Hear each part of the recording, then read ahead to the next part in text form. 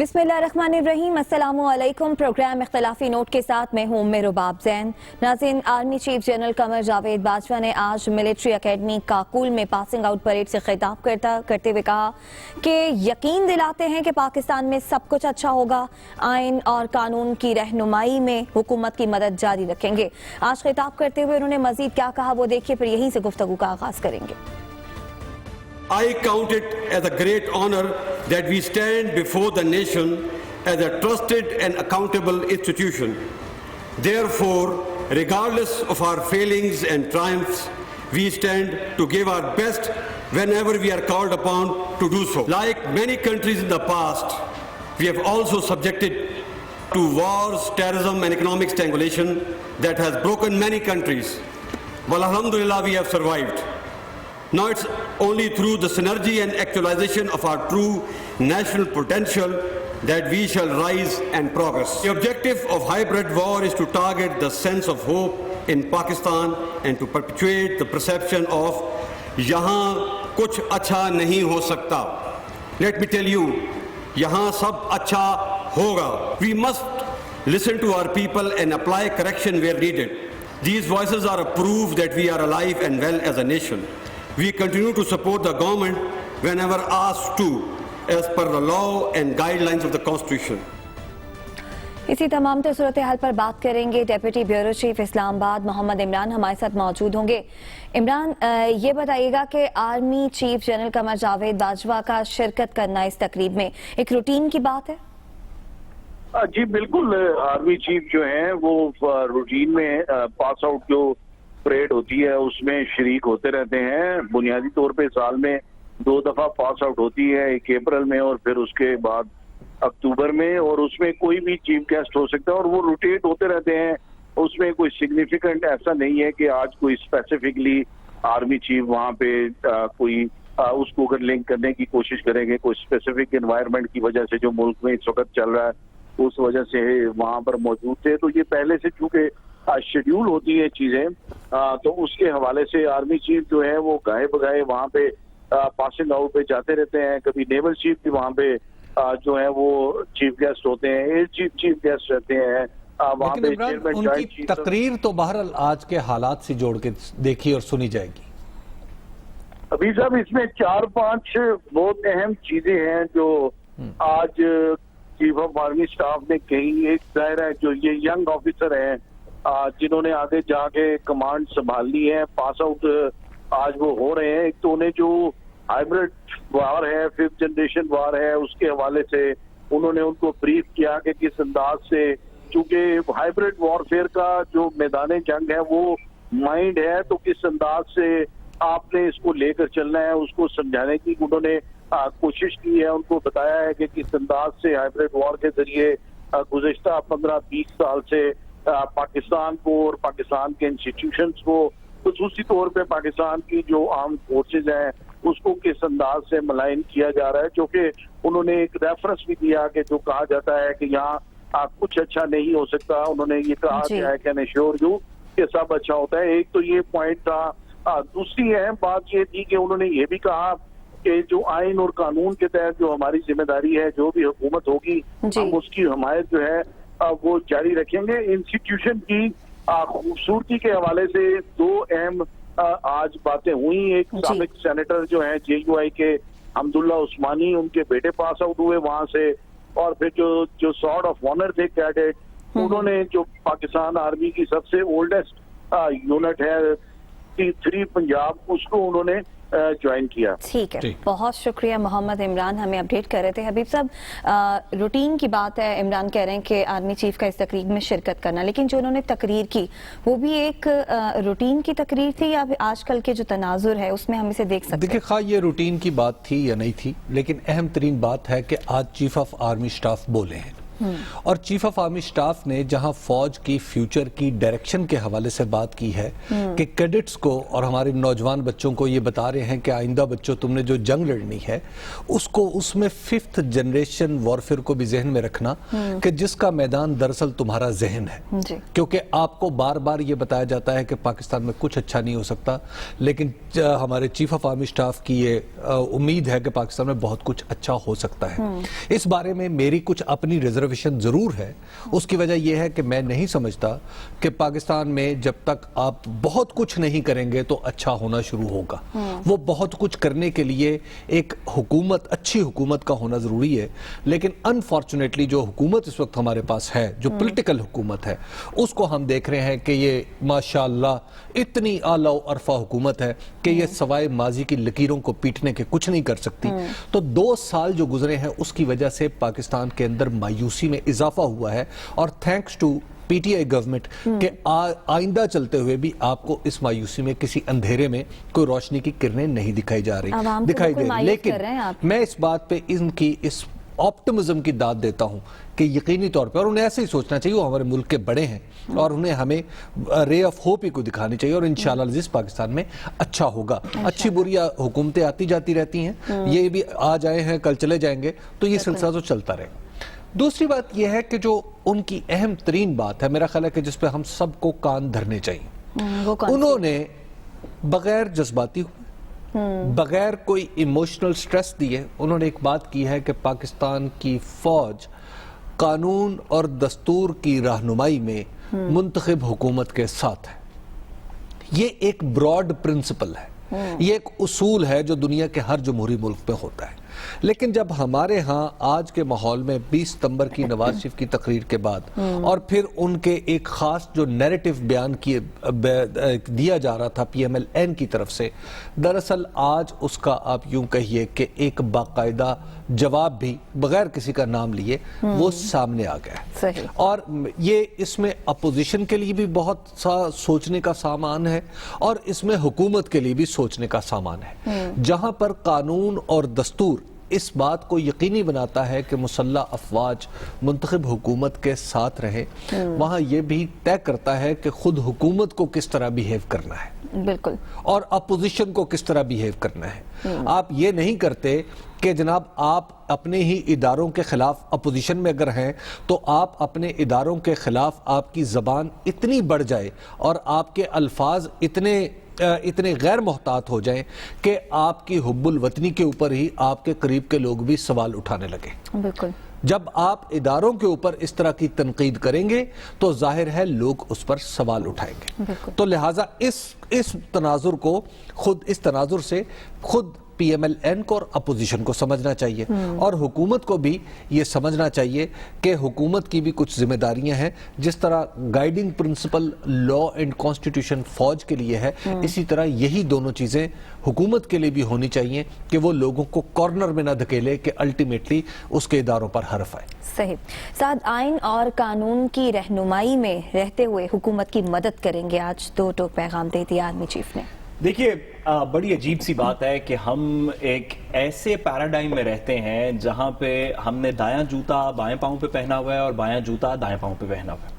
یعنی کہ افواج پاکستان یہ پہلی دفعہ نہیں، اس سے پہلے کی بھی آپ کچھ تقاریر اٹھا لیں، D G I S P R کی تقاریر اٹھا لیں، آرمی چیف کے بیانات اٹھا لیں، تو افواج پاکستان ہر کرٹیکل لمحے کے اوپر کہتی رہی ہے ہم آئین اور جمہوریت کے ساتھ کھڑے ہیں، ہم جمہوری چیزوں کے ساتھ کھڑے ہیں، اور جو جمہوری پارٹیز ہیں جن کو بظاہر ہونا چاہیے جمہوری پارٹیز، وہ کبھی جمہوریت ڈیریل ہو جائے گی تو اس کے پیچھے تو کوئی خلائی مخلوق ہے، تو اس کے اوپر تو کوئی مارس کے بندے آ گئے ہیں، تو یہ تو جج اس طرح کے ہیں، اور یہ 5 لوگ اور یہ 3 لوگ، اور تم کون اور میں کون اور مجھے کیوں نکالا اور میں لڑ جاؤں گا۔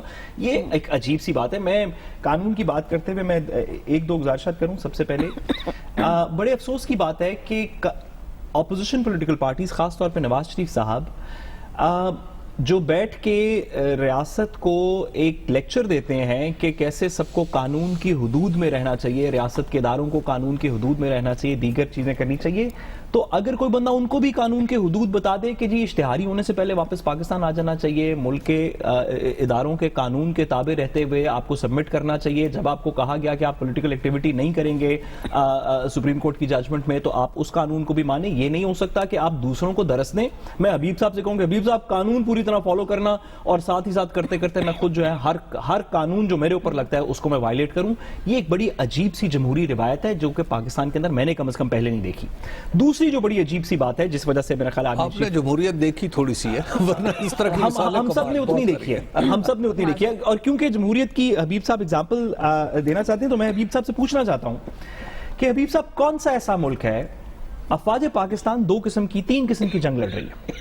ایک ہمارے ویسٹرن بارڈر پہ جو کہ ہر وقت ایل او سی کی کبھی وائلیشن ہو رہی ہوتی ہے, کبھی دیگر اس طرح کی چیزیں ہوتی ہیں. ایک ایسٹرن بارڈر پہ, ایک ہمارے ویسٹرن بارڈر کے اوپر ہم نے دیکھا کہ افغانستان والے بارڈر کے اوپر کتنی عرصے سے جنگ چل رہی ہے, اس میں دہشت گردی کے عناصر بھی ہیں.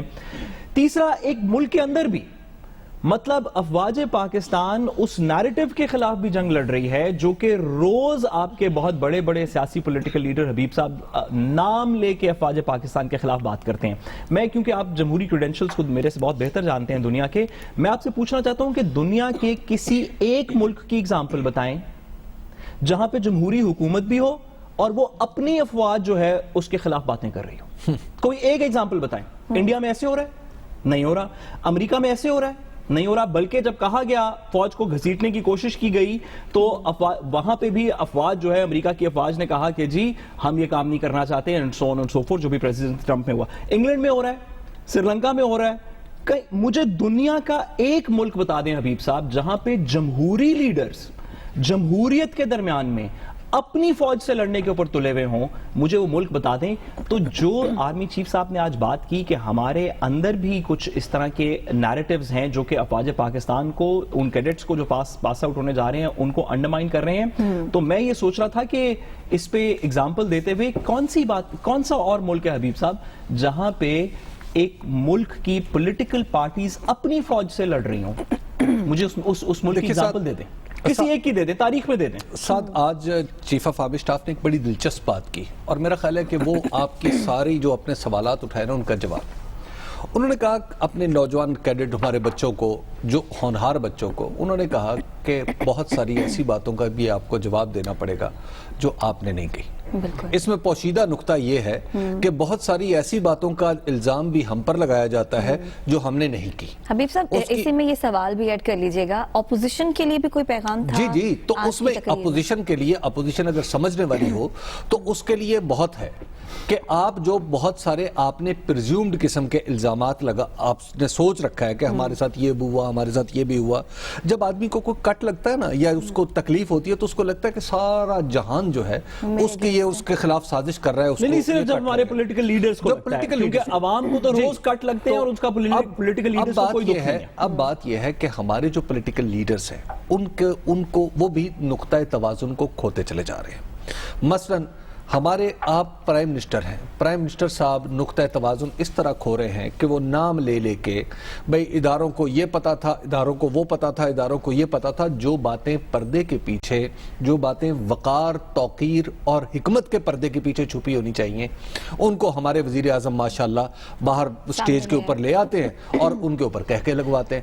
ایک تو یہ طرز عمل, سن لیجئے. اس کے بعد ہمارے نواز شریف صاحب ہیں. اب نواز شریف صاحب جو کچھ کہہ رہے ہیں اور جس انداز سے وہ نام لے لے کے کر رہے ہیں, تو آج آپ کو یہ تکالیف ساری یاد آ رہی ہیں, یہ درد غالباً لندن کی ٹھنڈی. آپ اس میں نہیں ہوں نواز شریف صاحب. جی نواز شریف صاحب. اب مثلا آپ بلوچستان کا الزام لگاتے, اس نے انوار اللہ کاکڑ نے ہماری پروگرام میں آ کے بات واضح کی. جی بھائی اس وقت آپ ہی کی حکومت تھی, جنرل عاصم باجوہ وہیں پہ موجود تھے, تو آپ نے کیوں نہیں کچھ کیا؟ فضل الرحمان صاحب کس طرف تھے؟ فضل الرحمان صاحب کس طرف جو آج آپ کے تو بات یہ ہے کہ ہماری پوری کی پوری سیاسی تاریخ ایک چکرڈ ہے. اس میں بہت سارے دھبے ہیں, بلکہ بعض تو دھبے ایسے ہیں کہ جو تاریخ کے دھبے نہیں, لوگوں کے انڈیویجول دامن کے دھبے ہیں. وہ دھبے نواز شریف صاحب کے دامن پہ بھی ہیں, وہ مولانا فضل الرحمان کے جبے پہ بھی ہیں, وہ جناب ہماری جو بلاول بھٹو زرداری نے جمہوری قبا زیب تن کر رکھی ہے اس پہ بھی ہیں. تو جب یہ دھبے آپ کے لباس پر موجود ہیں اور آپ برسر بازار یہ کہہ رہے ہیں کہ یہ دھبے نہیں ہیں یہ پھول ہیں اور ہم یہ جو سارے دھبے ہم نے اپنی سازشوں کے لگائے ہیں تو ہم سارا الزام فوج پہ ڈال دیں، تو نہ تو لوگ پاگل ہیں، بالکل نہ لوگ بے وقوف ہیں، اور نہ آپ نئے ہیں نہ لوگ نئے ہیں۔ بالکل۔ تو لہٰذا آپ کو پہلے تو اپنے نیریٹو کو ترتیب دیتے ہوئے یہ بات سمجھنی چاہیے کہ یہ اس کا ہلکا سا جواب ہے اور مدلل جواب ہے، تو آپ کا نیریٹو جو ہے وہ لڑکھڑاتا ہوا نظر آ رہا ہے۔ تو اس کے ساتھ ساتھ خود ہماری حکومت کو بھی اپنے اعمال پر غور کرنا چاہیے۔ سعد رسول صاحب، یہ جتنا فساد پھیل رہا ہے پولیٹیکلی، یہ جتنا بوجھ ہمارے اداروں پہ پڑ رہا ہے، حکومت کی وجہ یہ سے صرف اور صرف اگر اس میں ایک فیکٹر ہے وہ ہے اس حکومت کا نالائق ہونا اور نکما ہونا۔ آپ یہ بتائیے کہ اس حکومت کی اکانومی وہ لوگ چلا رہے ہیں، چلاتے رہے ہیں اب تک، اب تو انشاءاللہ العزیز ان 2 کے سال بعد ان عقل کے آتی ہے۔ اختیارات کافی سمٹ رہے ہیں۔ یہ میں آپ کو خبر دے رہا ہوں کہ اچھا۔ یہ جو یہ جو اندھا دھند روپے کو چھوڑ دیا، الٹی سیدھی پالیسیاں بنانا شروع کر دی، بالکل گراؤنڈ ریالٹیز کو نظر انداز کر کے کتابی سی معیشت چلانا شروع کر دی، تو ایسے 2 لوگ، وہ کون ہیں؟ وہ رضا باقر صاحب ہیں اور وہ ڈاکٹر عبدالحفیظ شیخ صاحب ہیں۔ تو ان کے اختیارات تو سکڑ رہے ہیں کیونکہ نئی ٹیم آ رہی ہے، نئے لوگ آ رہے ہیں، تو اس کی وجہ سے اکنامک سٹیبلٹی کا مجھے اب کچھ توقع ہے کہ کچھ سینس پریویل کرے گی۔ تو یہ جو 2 سال میں اندھا دھند بکٹٹ دوڑ کے ان لوگوں کے اوپر آپ نے بیٹ لگا کے آپ نے اکانومی برباد کی، اس کے بعد آپ نے گندم، ابھی کل گندم آ رہی ہے، آپ اتنے 2 ہی باتیں ہو سکتی ہیں نا، یا تو گندم کم ہے یا آپ سے مینج نہیں ہوئی، یا نالائکی ہے یا آپ کو پتہ نہیں ہے۔ ان دونوں صورتوں کی وجہ پرابلم تو آپ ہے۔ آپ چینی کا پرابلم، چینی میں جہاں پالیسی شفٹ کی ضرورت تھی وہاں بندے پکڑ لیے۔ دیکھیے سعد رسول صاحب، یہ سارا کا سارا نکما پن جو ہے نا، اس کا بوجھ اس پورے نظام کو اٹھانا پڑ رہا ہے۔ بالکل اٹھانا پڑا۔ میں ایک گزارش کروں، بوجھ نظام کو اٹھانا پڑا، جس طرح سے حبیب صاحب بات کر رہے ہیں، پھر وزیراعظم عمران خان کہتے ہیں کہ جی ان کو ہی مسئلے مسائل تھے، مجھے تو کوئی مسئلہ نہیں ہے، نہ ہماری حکومت کو فوج سے کوئی مسئلہ، کیونکہ ہم صاف اور شفاف حکومت چلا رہے ہیں۔ حبیب صاحب نے سکے کا ایک رخ بالکل درست بیان کیا کہ اگر اس حکومت کی پرفارمنس بہتر ہوتی تو ہمارے اداروں کے اوپر پریشر کم پڑتا۔ اگر لوگ یہ اگر اپوزیشن پولیٹیکل پارٹیز یہ کہہ نہیں پائیں گی کہ روٹی کیوں مہنگی ہو رہی ہے یا چینی کیوں مہنگی ہو رہی ہے، اگر وہ سستی ہونی شروع ہو جائیں یا ان کی پرائس سٹیبل ہو جائے تو یہ نیریٹو نہیں چل پائے گا۔ تو کیونکہ حکومت کی پرفارمنس اتنی اچھی نہیں ہے جس کی وجہ سے ان چیزوں کے اندر کافی خرابی آ رہی ہے، تو اپوزیشن پولیٹیکل پارٹیز کو ایک موقع مل رہا ہے اور وہ اس تنقید کے اندر اپنی زد میں ہمارے ریاست کے اداروں کو بھی لے آتے ہیں، یہ بات درست ہے۔ لیکن اسی سکے کا ایک دوسرا پہلو بھی ہے، اور وہ یہ ہے کہ اگر کیسز ختم ہو جائیں تو بھی تنقید ختم ہو جائے کہ بھیب صاحب مہنگائی یہیں پہ رہے، اتنی مہنگائی رہے، اتنا ہی ویٹ رہے، اتنی چینی رہے، اور نواز شریف صاحب کے سارے کیسز ایک این آر او کے تھرو ختم ہو جائیں، یا اس کو این آر او نہیں کہیں، اس کو کچھ اور کہہ لیں، آپ جو آپ کا دل کرتا ہے وہ کہہ لیں، ایک گول میز کانفرنس کے تھرو ان کے قانون اور آئین کی بالادستی کہہ لیں، قانون اور آئین کی بالادستی کہہ لیں، زرداری صاحب کے کیسز قانون اور آئین کی بالادستی سے ختم ہو جائیں تو پھر بھی یہ تنقید نہیں ہوگی۔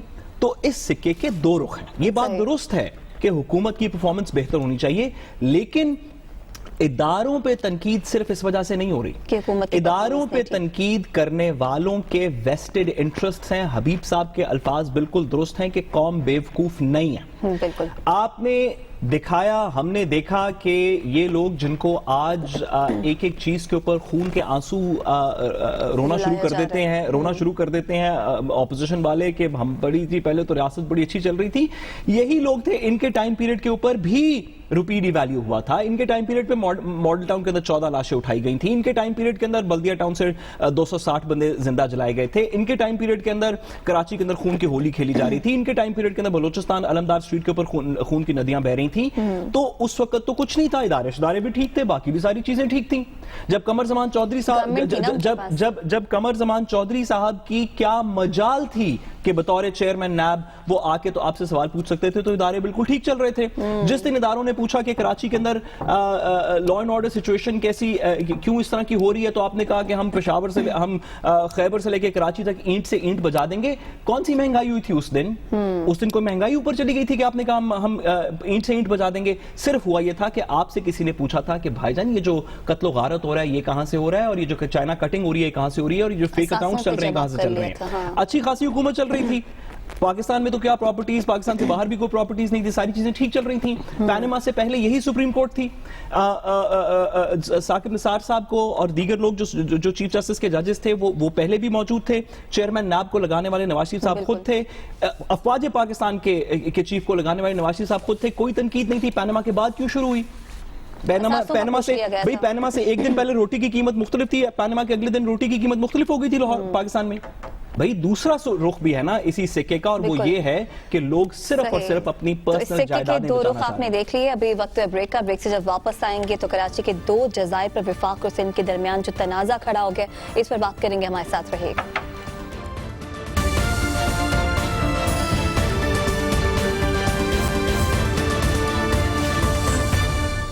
ویلکم بیک ناظرین. حکومت نے کراچی کے 2 جزائر پر شہر آباد کرنے کا فیصلہ کیا ہے, لیکن ان 2 جزائر کو لے کر اب وفاق اور سندھ میں نیا تنازع کھڑا ہو گیا ہے. سندھ کو لگتا ہے کہ وفاق سندھ کے وسائل پر قبضہ کرنے کی کوشش کر رہا ہے, لیکن گورنر سندھ عمران اسماعیل کا اس حوالے سے کیا کہنا ہے وہ دیکھیے. یہ ایک انتہائی زبردست اور جامع منصوبہ ہے جو وزیر اعظم صاحب کرنے جا رہے ہیں. اس منصوبے سے تقریباً $50 بلین کی آمدنی جو ہے وہ متوقع ہے. آج جو ہمیں ایک اجڑا ہوا وہاں پہ نظر آتا ہے جو کافی عرصے سے پڑا ہوا ہے بنڈل آئلینڈ, یہ دبئی کو بھی بیٹ کر دے گا انشاءاللہ. سندھ حکومت سے ہماری وفاقی لیول پر بات چیت جاری ہے. میں نے آپ سے کہا کہ میں کراچی جا کے وزیر اعلیٰ سندھ سے ملاقات بھی کر لوں گا, اور جو ان کے ابہام یا ان کی جو تحفظات ہیں. تو گورنر سندھ عمران اسماعیل تحفظات کو دور کرنے کی بات کر رہے ہیں. اس پر بلاول بھٹو زرداری کا کیا کہنا ہے وہ دیکھیے, پھر یہیں سے گفتگو کا آغاز کرتے ہیں. آئین پہ ماننے والے یہ برداشت نہیں کر سکتا کہ کوئی ایک پریزیڈنشل آرڈیننس کے تحت رات کے اندھیروں میں میرے صوبے پہ یا بلوچستان اور سندھ کے جو آئلینڈز ہیں ان پہ قبضہ کرنے کی کوشش کرے. اس کا سخت مزاحمت ہم کرتے ہیں, ریجیکٹ کرتے ہیں, مطالبہ کرتے ہیں کہ یہ غیر آئینی آرڈیننس واپس لو. ہم کسی بھی صورت میں زمین کا ایک بھی ٹکڑا آپ کو غیر آئینی طریقے سے انیکس نہیں کرنے دیں گے. اسی تمام تر صورتحال پر بات کریں گے. وزیر تعلیم سندھ سعید غنی ہمارے ساتھ موجود ہیں. بہت شکریہ سر آپ کے وقت کا. سر, حکومت تو کہہ رہی ہے کہ اب ہم قبضہ کرنے کی کوشش بالکل نہیں کر رہے بلکہ سندھ کے لیے ایک پلان بنایا. تو یہ جو تنازع ہے, جو غلط فہمی ہے کہ شاید وفاق کوئی قبضہ کرنے کی کوشش کر رہا ہے, یہ اب تنازع دور ہو جائے گا؟ نہیں, اگر آپ نے دیکھیے وہ آرڈیننس پڑھا ہو, اس میں کوئی غلط فہمی نہیں ہے. کوئی ہمیں کوئی ایسی چیز نہیں ہے جو ہم نے طے کی اس کے بعد میں کیوں. اگر وہ آرڈیننس آپ پڑھیں, اس میں یہ لکھا ہوا ہے کہ یہ جو آئی لینڈ ڈیولپمنٹ اتھارٹی وہ بنا رہے ہیں, اس میں وہ تمام آئی لینڈ شامل ہوں گے جو شیڈیول 1 میں ہوں گے, اور آگے یہ لکھا ہے کہ شیڈیول 1 کو جب فیڈرل گورنمنٹ چاہے امینڈ کر دے. تو انیشلی انہوں نے شیڈیول 1 میں 2 آئی لینڈز کا ذکر کیا ہے.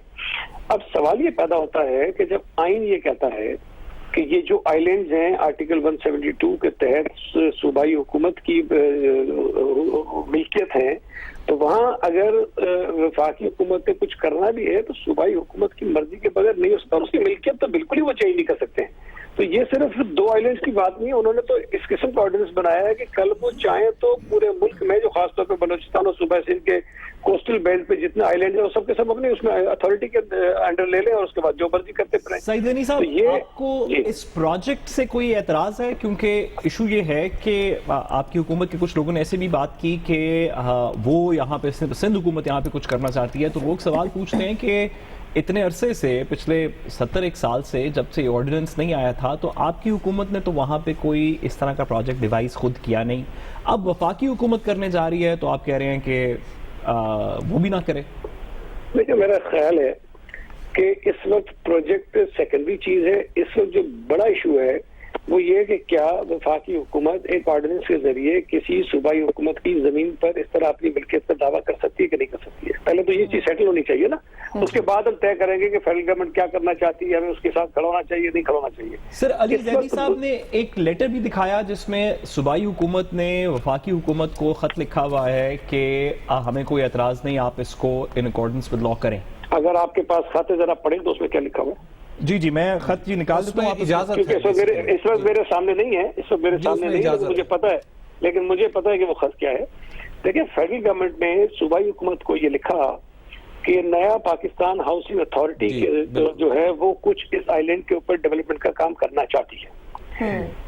صوبائی حکومت نے ان کو یہ کہا کہ ٹھیک ہے آپ یہ کام کریں، سندھ حکومت آپ کو اس کی اجازت دیتی ہے، لیکن جو کچھ بھی ہوگا وہ ایز پر لا ہوگا، اور وہاں جو وہاں کے باشندے ہیں، جو ماہی گیر ہیں، ان کے جو مفادات ہیں اس کو سیف گارڈ کرنا جو ہے وہ ضروری ہوگا.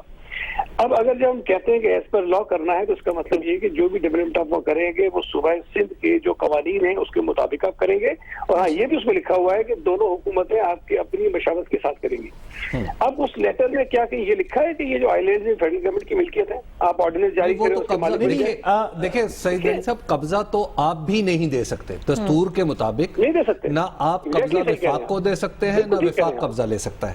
لیکن اب جو گورنر صاحب کی طرف سے، چلیے مان لیا یہ غلطی ہوگی وفاق کی طرف سے، لیکن اب ریکنسائل کر رہے ہیں گورنر صاحب، نرم لہجے میں بات کریں کہ آپ سے بات کریں گے، سارے سندھ کے قوانین جو ہے ان پر عمل درآمد ہوگا، تو کیا اب ہم توقع کریں کہ یہ پروجیکٹ آگے بڑھ سکتا ہے؟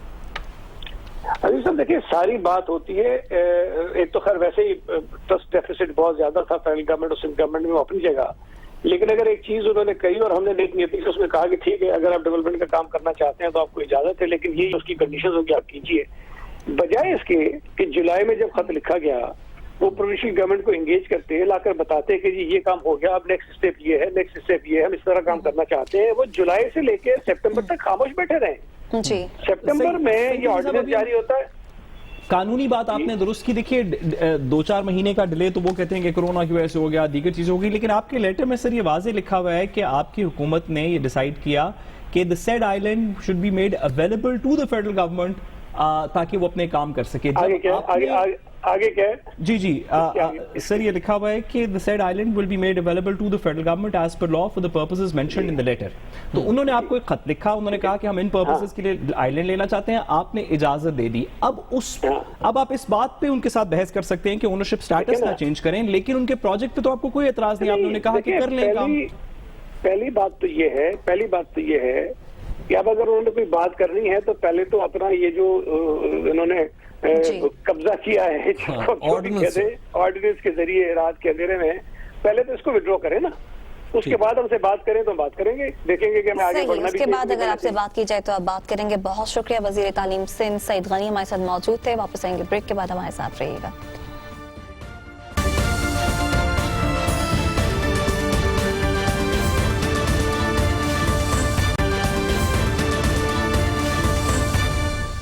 ویلکم بیک ناظرین. گزشتہ دنوں سی ایم پنجاب سے ملاقات کرنے والے مسلم لیگ نون کے ایم پی ایز کو جماعت سے فارغ کیا گیا، اور کل ہم نے پنجاب اسمبلی میں کس طرح سے ان سے سلوک کیا گیا یہ مناظر بھی دیکھے.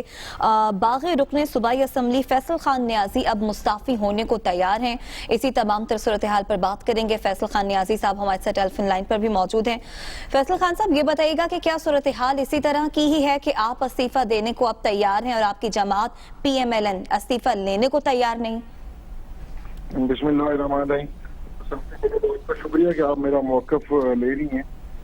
کل جو کچھ ہوا پنجاب اسمبلی کی گیلری میں، پہلے تو یہ جو انہوں نے کیا کہ سوشل میڈیا پہ کہ یہ حمزہ صاحب کے چیمبر میں ہوا، یہ ایکچولی ہوا ہے پنجاب اسمبلی کی گیلری. تو گیلری میں آپ لوگوں کو پتہ ہے صرف ایم پی ایز ہی انٹر ہو سکتے ہیں. تو جو میرے پاس موب آیا وہ سارے کے سارے ایم پی ایز تھے.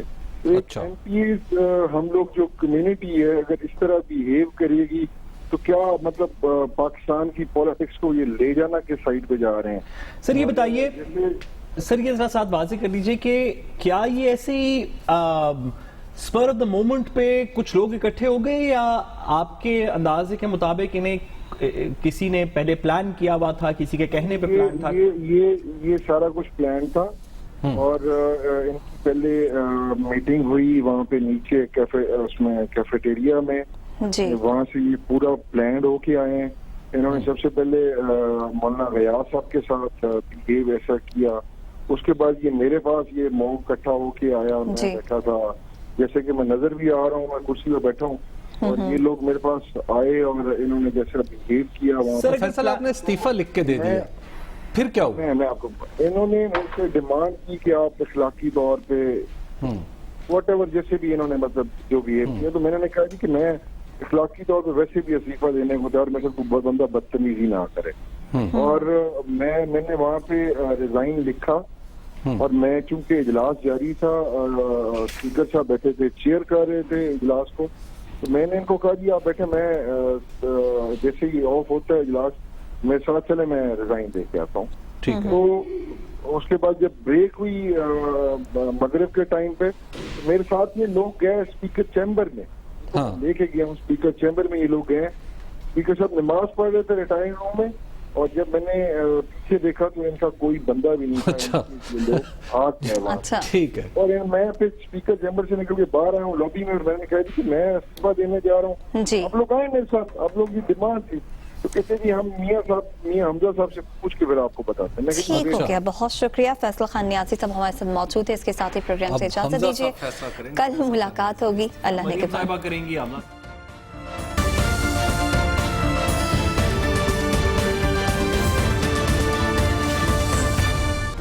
Hi, it's Sayyeda Shanaz here. Thank you for watching Dunia News. For more videos and updates, don't forget to click the subscribe button. Keep watching Dunia News.